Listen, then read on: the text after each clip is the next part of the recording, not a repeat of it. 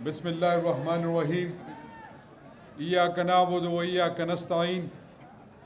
सबसे पहले मैं कोहाट के अपने भाइयों, दोस्तों, बहनों, आईएसएफ यूथ विंग के दोस्तों, डिस्ट्रिक्ट कैबिनेट के दोस्तों, मीडिया के दोस्तों और सबसे आखिर में मैं शहरियार खान अफरीदी, ज़ियाउल्लाह बंगश और जितने भी हमारे तहसील मेयर्स इलेक्टेड आए हैं, आप सबका शुक्रिया अदा करता हूं कि आप लोगों ने मुझे यहां पर इनवाइट किया और आज इस प्रोग्राम का आप लोगों ने इनेकाद किया, तो इस पर मैं आपका दिल से शुक्रिया अदा करना चाहता हूं।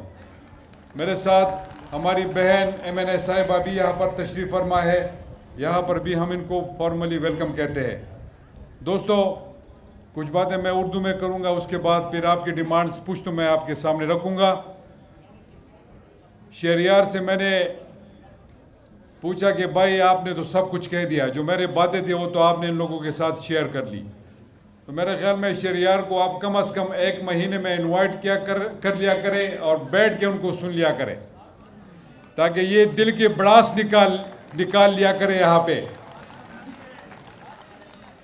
तो दोस्तों, आज जो कोहाट का विज़िट था उसका बेसिकली मकसद आप लोगों से मिलना था और यहाँ पर जितनी भी प्रोविंशियल गवर्नमेंट्स के बड़े बड़े प्रोजेक्ट्स थे उसके इफ्तिताह के लिए मैंने आना था। तो अल्हम्दुलिल्लाह वो इफ्तिताह मैं कर चुका हूँ और जो स्पोर्ट्स कम्प्लेक्स है जिसमें आप सब यहाँ पर मौजूद है, बड़ा खूबसूरत स्पोर्ट्स कम्प्लेक्स बना हुआ है और ये प्राइम मिनिस्टर इमरान खान साहब के विजन के मुताबिक आप लोगों के लिए, कोहाट के सरजमीन के, अपने यूथ के लिए, नौजवानों के लिए और खिलाड़ियों के लिए ये एक तोहफ़ा है। तो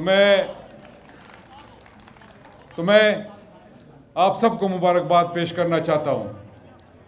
दोस्तों, 2-3-4 दिन पहले पेशावर में एक अफसोसनाक वाक़या हुआ जिस पे मुझे बेहद दुख हुआ है और खुदा की कसम मैं बड़ा दुखी हूँ उस सानिया की वजह से।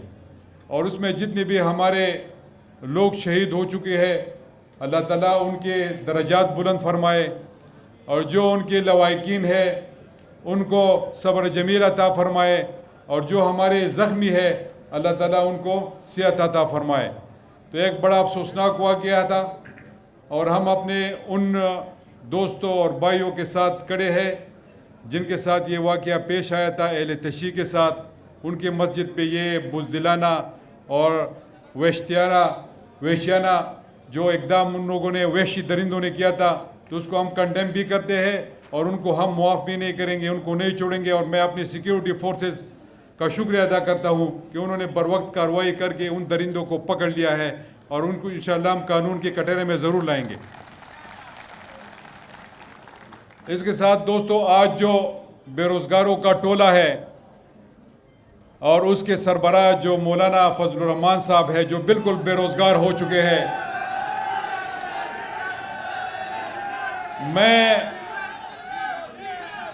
वो तो पहले गवर्नमेंट में डीजल था, पता नहीं अब तो वो अमेरिका का टट्टू बन चुका है।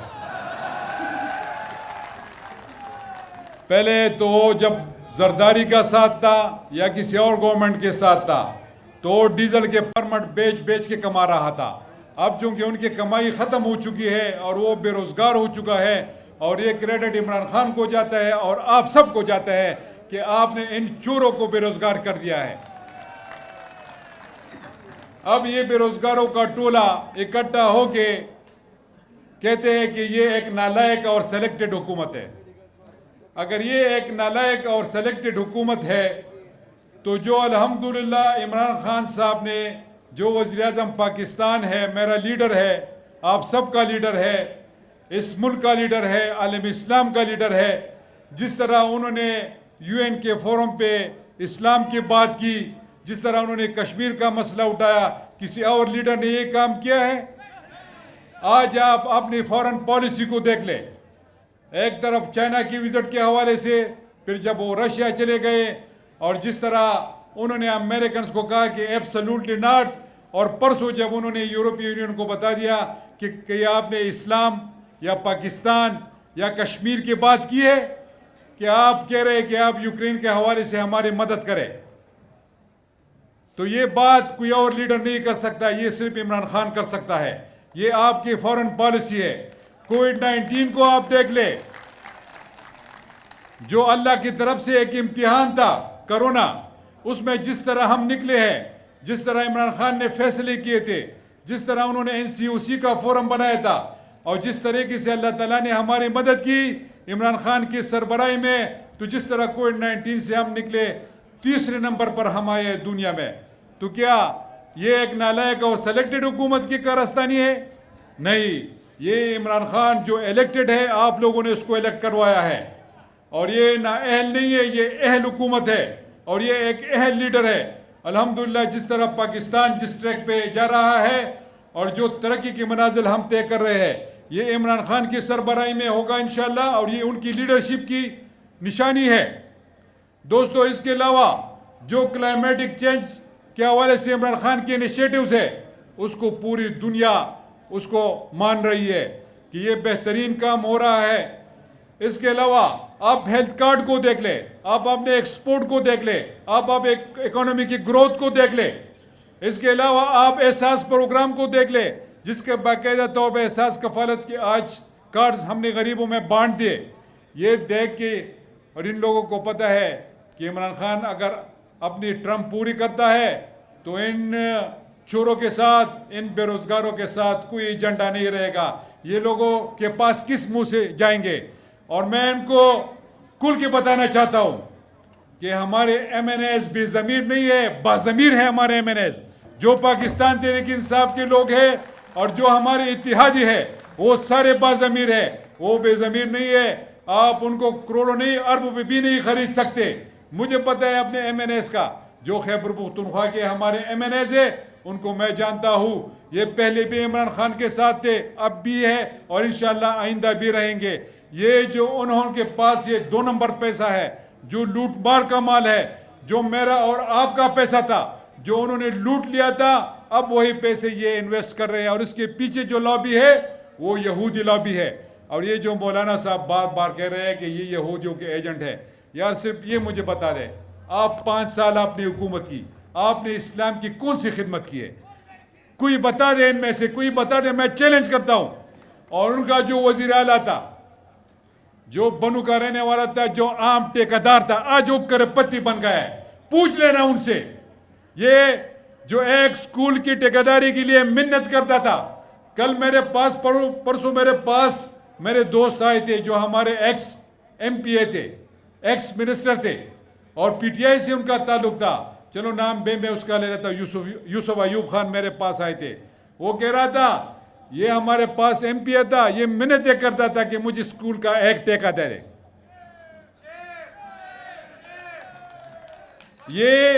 ये स्कूल के एक ठेके के लिए हमारे MPAs, MNAs, मिनिस्टर्स के पाँव पकड़ते थे।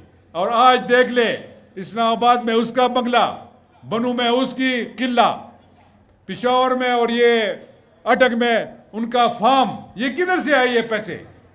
ये किधर से आए? ये वजीर आला तो मैं भी हूं। मैं अपने अल्लाह को हाजिर व नाजिर जानकर कहता हूं कि मैं जब इधर से जाऊंगा तो मैं अपनी बाप दादा के साथ 8 कनाल जमीन बेच के वापस जाऊंगा।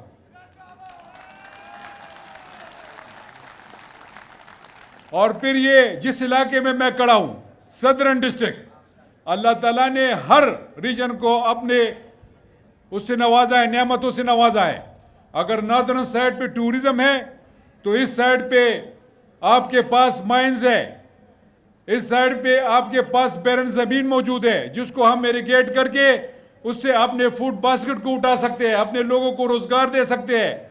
लेकिन ये इन लोगों ने आपके लिए कुछ नहीं किया। मैं क्वाड के अपने दोस्तों के लिए, भाइयों के लिए, बल्कि पूरे जितना सदर्न एरियाज है, जो क्वाड से, पिशावर से लेके DI खान तक, और फिर जो हमारे मर्ज अजला है, मैं इनको आज खुशखबरी सुनाने आया हूँ। और वो खुशखबरी ये, इंशाल्लाह ये रूट वेस्टर्न रूट बनेगा, CPEC का ये वेस्टर्न रूट बनेगा इंशाल्लाह, जो गिलगित बल्तिस्तान से वाया चतराल, फिर दीर से स्वात मोटरवे से via Peshawar to DI Khan, ये रूट इस्तेमाल होगी। ये शॉर्टेस्ट रूट होगी। और इंशाल्लाह मेरा वादा है आपसे मैं पिछले हफ्ते आया था यहाँ पर cadet college, garrison cadet college Kohat में पेरेंट्स डे पे, योम वालिदैन पे। तो मुझे यहाँ पर मौजूद होंगे जो मेरे प्रेस के दोस्त हैं, उन्होंने मुझसे सवाल किया कि चीफ मिनिस्टर साहब आपकी तवज्जो उस साइड पे है। मैंने उनसे कहा था मेरे दोस्तों मेरी तवज्जो उस साइड पे नहीं है, मैं वाहिद चीफ मिनिस्टर हूँ कि मेरे तवज्जो हर साइड पे है।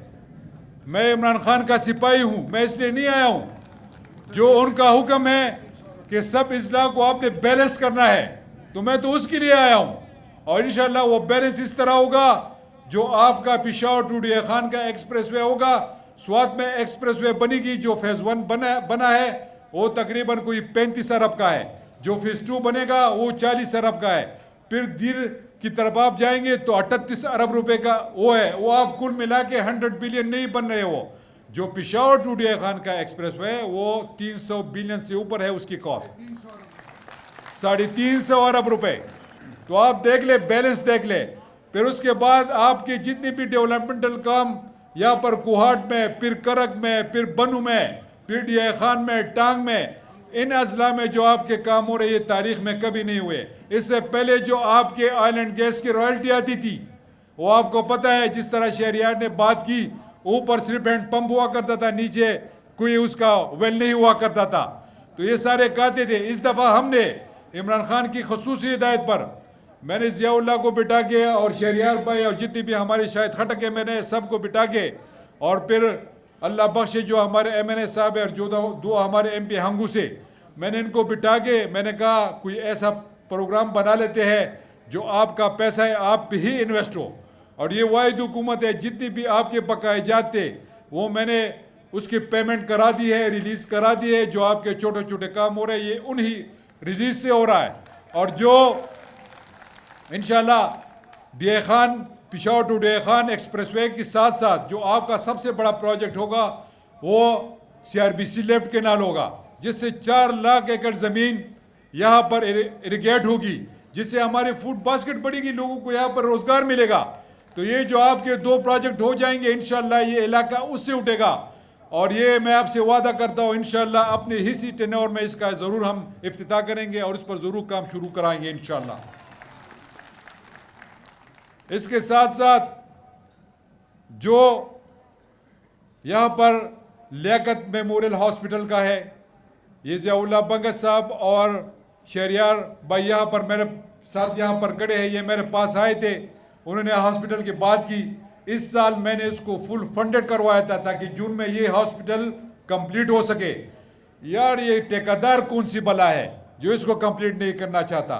मैं सेक्रेटरी SNW से कहता हूँ उसका जो एग्रीमेंट है वो टर्मिनेट करवा दे, दोबारा इसको टेंडर करवा दे, अपनी दौर में इसका इंशाल्लाह इसको हम कंप्लीट करवाएंगे। ये कौन सा ड्रामा है? हुकूमत मेरी और आपकी और बदमाशी डीजल करे, सवाल ही पैदा नहीं होता। ये किस खेत की मूली है?